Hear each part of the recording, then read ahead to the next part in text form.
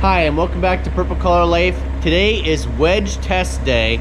So we've got the bent wedge behind me. I'm gonna set it off to the side. We've got the brand new replacement 4-way wedge from Splitfire. We're gonna put it through its paces today. I've been saving up some pretty naughty maple.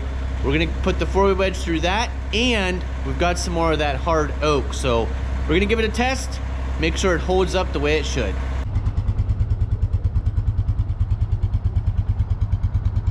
So for some time of year perspective here, today is the day after Thanksgiving. Tomorrow is the start of deer season here in Northwest Pennsylvania, and it is 34 degrees out. So it's a little bit chilly, but it's a good day to be splitting wood. You can see I've got the splitter set up. Behind it are those rounds that are gonna be tricky because they're at the crotch of the tree. There's some knots in them. So they're a good test, but I've been putting them off just because I didn't wanna deal with them. Today, we're gonna deal with them.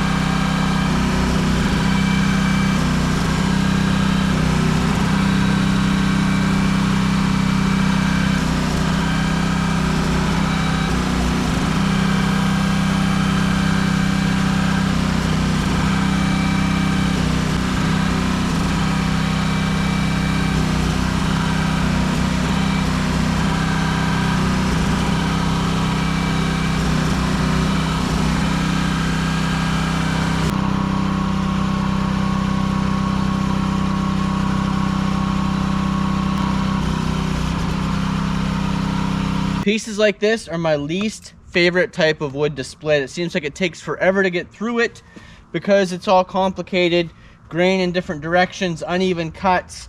This has a slope to it on the back side, which is the flat side. I like to try to keep the flat side against the stop of the wood splitter, and you can see that we're gonna have trouble I've actually thought about taking a chainsaw and cutting this right down through the crotch, but we'll give it a try here on the split fire. I did switch to the two-way wedge because on that big round we just worked on that was, you know, only 8 inches thick, there wasn't much advantage to using the four-way wedge. In fact, I think it was a disadvantage. So back to the two-way wedge, and we'll leave the two-way wedge on for this because it's just going to be so awkward. And again, having the four-way split works really good for a nice round piece.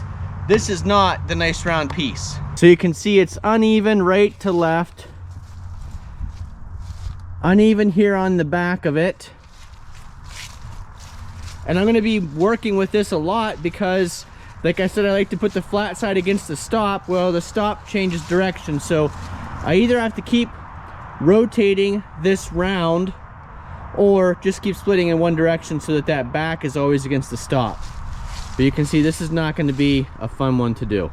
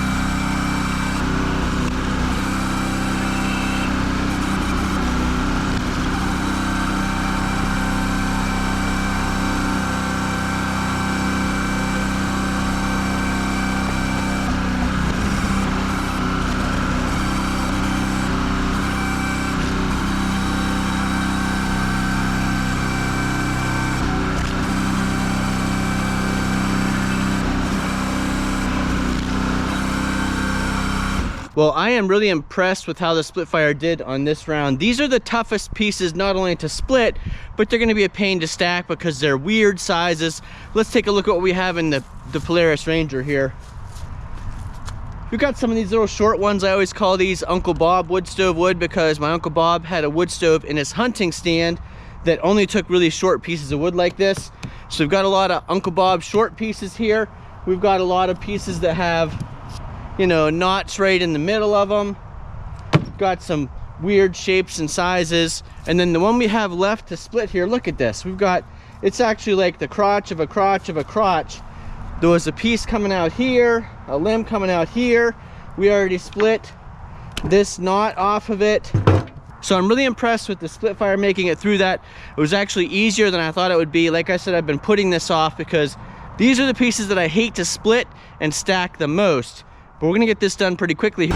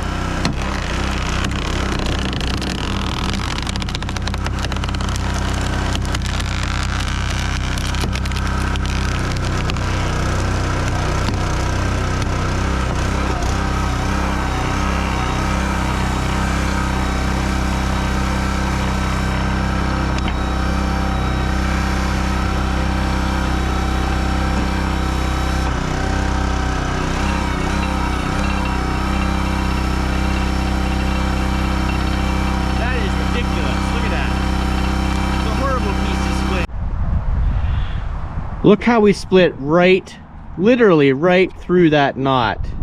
That's a horrible piece of wood, but it'll burn in the wood stove. I feel like I should be hauling this load of firewood to a different place called the Land of Misfit Firewood.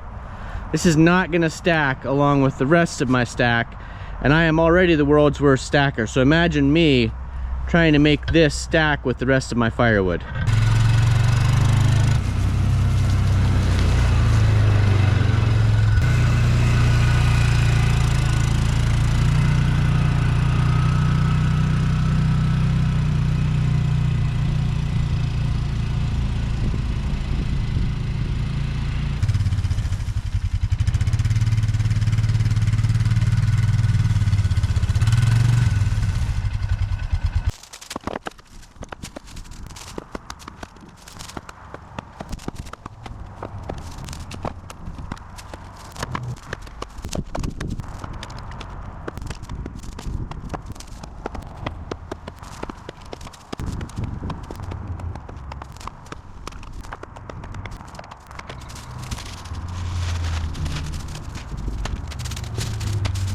Well, we only have one more crotch piece and one more round piece to finish out this maple and oak that were cut down by Mike in a previous video last fall. It's taken us some time, but this will be good firewood in a couple years. Actually, the red oak beside me that we split early last fall, that'll probably be ready at the end of next summer for firewood for us for the winter of 2024. Thanks for watching. If you found this video informative and entertaining, please give us a thumbs up down below and let me know in the comments, what do you do with the Misfit wood? Obviously, it's not something we could sell to anybody else. It burns just fine, but it does take time to take care of those odd size and shape pieces. Thanks for watching. We'll see you again the next time.